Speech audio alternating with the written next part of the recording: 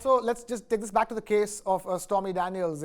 This is about a sexual encounter that took place in 2006, and the hush money payments that were made in 2016, 10 years later, when Trump was running for president by his lawyer. And this entire case is not about any of these things, because the hush money is not illegal. None of this is illegal. What is illegal is where did the funds come from when Trump paid his legal bills to his lawyer Cohen, and then and it's essentially that.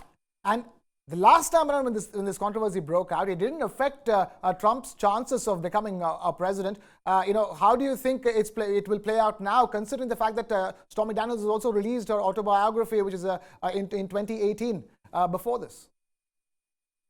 Well, if you read Stormy Daniels' autobiography, she actually has several pages on her encounter with Trump, including very graphically her sexual encounters with him. So this was not a surprise, but at that point, it was just her word against his. There was no other evidence other than what she had written in the autobiography. And that was obviously insufficient to matter.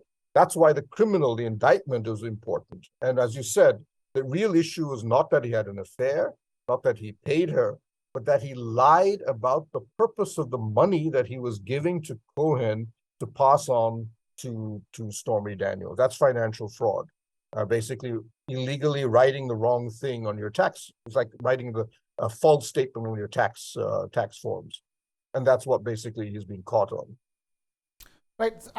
From an American perspective, clearly the fact that a presidential candidate had an affair with a porn star and used hush money payments, none of this affected the final outcome.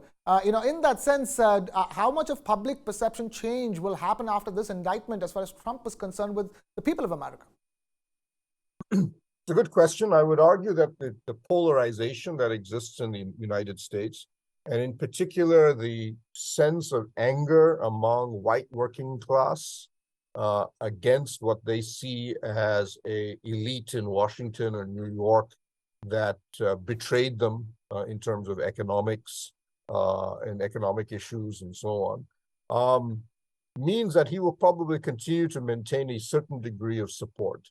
Now, when he lost last year, what broke him was the defection of a large number of conservative Republican white males who didn't like the Democrats, but couldn't stand Trump. They felt that Trump was exactly the kind of unethical, immoral person that they, as conservative Christian Republicans, found very difficult to stomach. With a criminal indictment, an affair with a porn star, this group, I think, would find it even harder to support him in the coming election. So that's why I don't see him being able to win the primary if there is a conviction. But as I said, his lawyers, his entire history, his own life has been about fighting legal battles with everybody.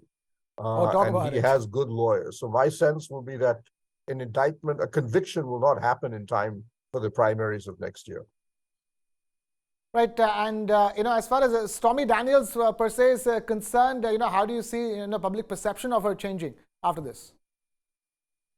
That I'm not certain. I mean, she'll presumably, she's an aging porn star. I don't think she gets that much revenue from that anymore. So my guess is that she'll now become a bit of a public persona, charge, as Americans often do if they become celebrities of any variety, college speaking fees. And maybe write another book about her present experiences. So I would presume that she'll do a little better financially out of this, but for a very different reason than from her previous career.